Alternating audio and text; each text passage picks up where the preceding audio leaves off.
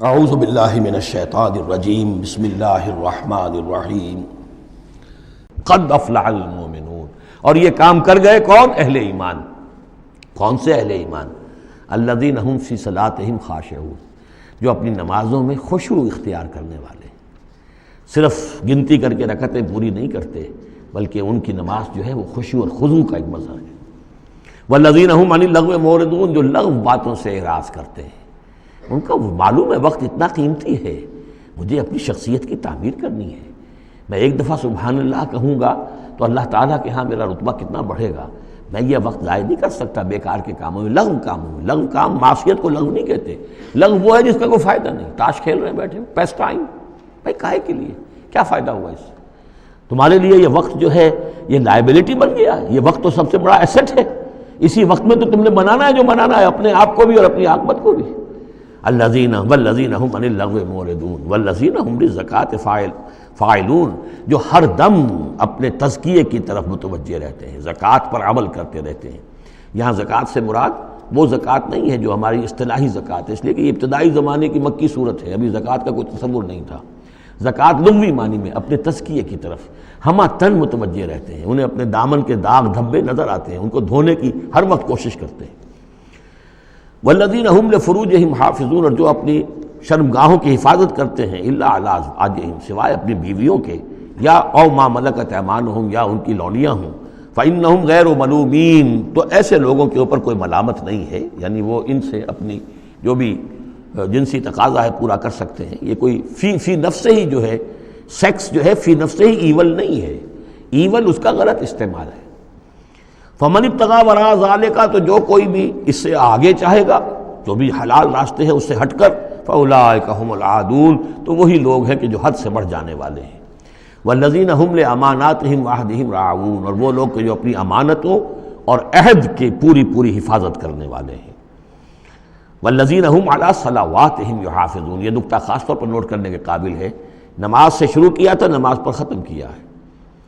شروع کیا تھا؟ قد افلح المؤمنون الذین هم فی صلاتہم خاشعون، نماز کی جو باطنی کیفیت ہے اس کی طرف اشارہ کیا شروع میں، اور نماز کا نظام، والذین هم علی صلواتہم یحافظون، جو اپنی نمازوں کی پوری محافظت کرتے ہیں، مداومت کرتے ہیں، گنڈے دار نماز نہیں پڑھتے، مستقل پڑھتے ہیں، اس کے تمام جو بھی آداب ہیں، اس کے قوانین ہیں، ان کے تمام ملحوظ رکھتے ہوئے پڑھتے ہیں۔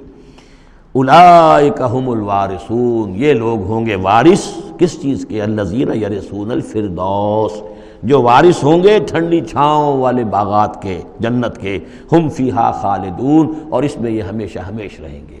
اللہم ربنا اجعلنا منہم، اللہم ربنا اجعلنا منہم، اللہم ربنا اجعلنا منہم۔ اب یہ آیت آ گئی ہے یہاں پر جو میں نے کہا تھا کہ سورہ حج کے ساتھ جو اس کی مشابہت دیکھ لیجئے، پہلے رکوع میں وہ مضمون جو آیا تھا، یہاں یہ زیادہ نکھر کر اور زیادہ ایک یوں سمجھیے کہ جامعیت کے ساتھ آیا ہے۔ وَلَقَدْ خَلَقْنَا الْإِنسَانَ مِنْ صُلَالَةٍ مِّن طِينٍ، ہم نے پیدا کیا انسان کو مٹی کے خلاصے سے۔ سلالہ کہتے ہیں کسی چیز کا کشید کر لینا، جو اس کا جو اصل جوہر ہو۔ سلہ، کسی نے اگر نکالی اپنی تلوار جو ہے میان میں سے گھسیٹ لی، اسے سلہ کہتے ہیں۔ تو تلوار مسلول وہ ہے کہ جو تلوار ننگی ہے، جو اپنے نیام سے باہر آ گئی ہے۔ تو یہ سلالہ، زمین کی مٹی سے کشید کی ہوئی چیز، یہ جوہر جو ہے مٹی کا، انسان کی تخلیق کا آغاز اس سے ہوتا ہے۔ جو میں نے کہا تھا کہ نطفہ جو بنتا ہے باپ کے جسم میں، کہاں سے بنتا ہے؟ یہی غذا ہے، مٹی سے آ رہی ہے، چاہے اناج ہے، چاہے گوشت ہے، پروٹین ہے، کچھ ہے، یہی سے زمین ہے۔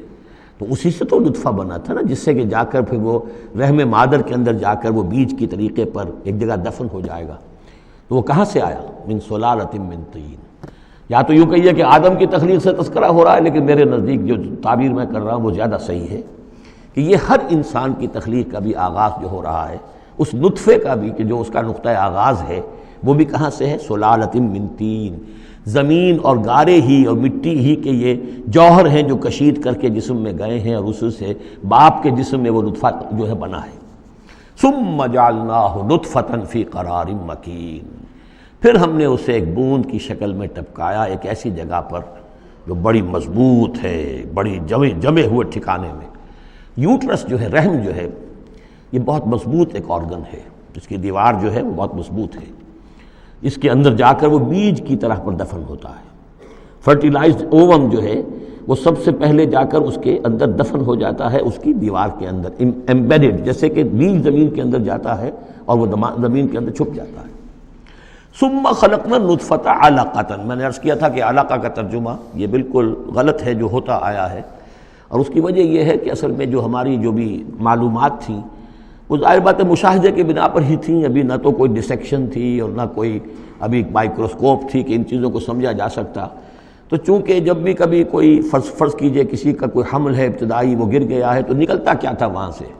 جمے ہوئے خون کے لوتھڑے نکلتے ہیں۔ تو یہ سمجھا گیا کہ یہ جو پہلی شکل ہوتی ہے انسان کی جو وجود ہوتی ہے وہ رحم کے اندر یوٹرس میں، وہ جمع ہوا خون کا لوتھڑا۔ تو ترجمہ ہمیشہ یہ کیا گیا علقہ کا کہ جمے ہوئے خون کی پھٹک سے اور جمے ہوئے خون کے لوتھڑے سے، حالانکہ عین لام قاف کا کیا تعلق خون کے ساتھ ہے؟ اس سے لفظ معلق بنا ہے، متعلق بنا ہے، تعلق بنا ہے، علاقہ بنا ہے۔ یہ تو لفظ جو ہے اس کے معنی کیا ہے؟ تو اب معلوم ہوا ہے ہمیں کہ صحیح مفہوم کیا ہے کہ جب پہلے تو وہ امبیڈ ہو جاتا ہے، وہ جو نطفہ ہے ماں کے رحم کی دیوار میں، پھر وہ اس سے نکل کر لٹکنے لگتا ہے اس کے ساتھ، دیوار کے ساتھ، جیسے کہ کوئی یہ جو ہوتی ہیں لیچز کہلاتی ہیں، کیا جونک، جیسے جونک جو ہے کسی کے ساتھ چمٹ جائے اور پھر وہ لٹکی ہوئی ہو، تو جونک کی طریقے سے وہ پھر رحم مادر کی دیوار کے ساتھ لٹک گیا، معلق ہے۔ اب یہ علقہ ہے، پھر اس علقہ سے فخلقنا العلقۃ مضغۃ، اس علقہ کو ہم ایک لوتھڑے کی شکل دیتے ہیں۔ یہ وہ جو میں نے جو کیتھل مور سے آپ کا حوالہ دیا تھا میں نے ابتدائی اپنے خطاب میں، اس نے کہا ہے واقعتاً گوشت کا ایک لوتھڑا لے کر اپنے منہ میں رکھا، تھوڑا سا کچا سا گوشت، اور پھر اسے تھوڑا سا چبایا دانت سے، اور پھر نکال کے دکھایا کہ جو شکل میرے دانتوں کی جو شکل بن گئی ہے اس پر بین ہی یہی شکل ہوتی ہے انسان کے اندر ابتدائی ایمبریو کی، اسی طرح کے نشان پڑے ہوتے ہیں۔ تو گویا کہ یہ مضغہ جو ہے وہ وہی ہے، گوشت کا لوتھڑا کچھ نیم چبایا ہوا سا۔ فخلقنا المضغۃ عظاما، پھر ہم اسی مضغے کے اندر ہڈیاں بنا دیتے ہیں۔ فکسونا العظام لحما، اور پھر ہڈیوں کو ہم گوشت چڑھا دیتے ہیں۔ ثم انشأناہ خلقا آخر، پھر ہم اسے اٹھاتے ہیں ایک دوسرے ہی اٹھان پر۔ یہ ہے اصل میں قیامت کا حصہ جو ہے اس آیت کا، جس کو بہت کم لوگوں نے سمجھا ہے۔ واقعہ یہ قرآن کا یہ اعجاز ہے، جب تک یہ چیزیں ابھی واضح نہیں تھیں لوگ گزر جاتے تھے، اور یہ کہ عام آدمی اب بھی گزر جائے گا، لیکن یہ کہ جب بات واضح ہوتی ہے تو معلوم ہوتا ہے کہ یہاں تو قیامت مثمر ہے۔ امام راضی جو ہے رک گئے ہیں سورہ حدید کی اس آیت پر آ کر، هو الاول والآخر والظاہر والباطن اعلم ان هذا المقام مقام غامض عمیق مہیب۔ اور اس دور کے کئی مفسرین قرآن کو میں نے دیکھا وہ وہاں سے ایسے گزر جاتے ہیں کہ جیسے وہاں کچھ ہے ہی نہیں۔ تو یہ اصل میں دیکھنے والی آنکھ سے متعلق ہے۔ اب یہاں غور کیجئے، یہاں فا اور ثم کا فرق دیکھیے۔ لقد خلقنا الانسان من سلالۃ من طین کے بعد آیا ثم۔ ثم سے جو وقفے آ رہے ہیں وہ پورے دور کے ہیں۔ اب وہ مٹی کا سلالہ جو ہے اس سے نطفہ بننا ایک مکمل دور ہے۔ ثم جعلناہ نطفۃ فی قرار مکین، پھر ہم نے اسے ایک بڑے مضبوط مکان کے اندر ایک بیج کی شکل کے اندر دفن کیا۔ یہ دوسرا دور ہے۔ ثم خلقنا، لیکن اس ثم کے بعد کتنے فا آ گئے ہیں۔ ثم خلقنا النطفۃ علقۃ فخلقنا العلقۃ مضغۃ فخلقنا المضغۃ عظاما فکسونا العظام لحما، 4 فا آ گئے۔ پھر آیا ثم انشأناہ خلقا آخر، ایک بالکل نیا مرحلہ ہے یہ۔ اور اس کی تشریح جو حدیث میں آئی حضرت عبداللہ بن مسعود رضی اللہ تعالی عنہ سے، جب یہ 40 دن نطفہ، 40 دن علقہ، 40 دن مضغہ، جب 120 دن ہو جاتے ہیں، 4 مہینہ، اللہ تعالیٰ فرشتے کو بھیجتا ہے، اور وہ کولڈ سٹوریج جہاں اس کی روح تھی ابھی، وہاں سے اس روح کو لاتا ہے اور اس میں شامل کر دیتا ہے۔ اب یہ کچھ اور شے بن گئی۔ اب تک یہ صرف ایک حیوان تھا، انسان نہیں تھا۔ اب وہ حیوان انسان کے ساتھ وہ روحانی وجود انسان جو ہے جب لا کر شامل کر دیا گیا، ثم ينفخ فیہ الروح۔ لیکن اس حدیث کو بھی لوگوں نے سمجھا روح سے مراد جان ہے، حالانکہ ہمیں معلوم ہے کہ یہ جو 4 مہینے ہے تو کیا بے جان تھا وہ؟ معاذ اللہ، وہ تو جو مرد کا سپرمیٹوزوان ہے وہ بھی زندہ ہے، لیونگ ہے، ماں کا جو اووم ہے وہ بھی زندہ ہے، زائگوٹ ہے وہ بھی زندہ ہے، مردے کا تو سوال ہی نہیں۔ تو در حقیقت یہ زندہ تو یہ سب ہے، لیکن اس کے بعد اس میں جو روح پھونکی گئی، پہلے وہ صرف حیوان تھا، اب وہ انسان بنا۔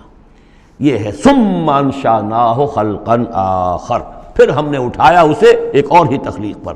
فتبارک اللہ احسن الخالقین، بڑا بابرکت ہے اللہ تمام تخلیق کرنے والوں میں بہترین تخلیق کرنے والا۔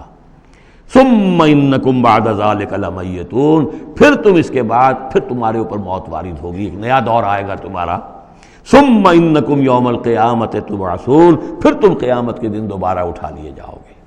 یہ ہے گویا کہ حیات انسانی کے مختلف مراحل کی بہترین اور جامع ترین اس موضوع پر یہ جو ہے جگہ، یہ سروۂ سلام ہے قرآن مجید کا۔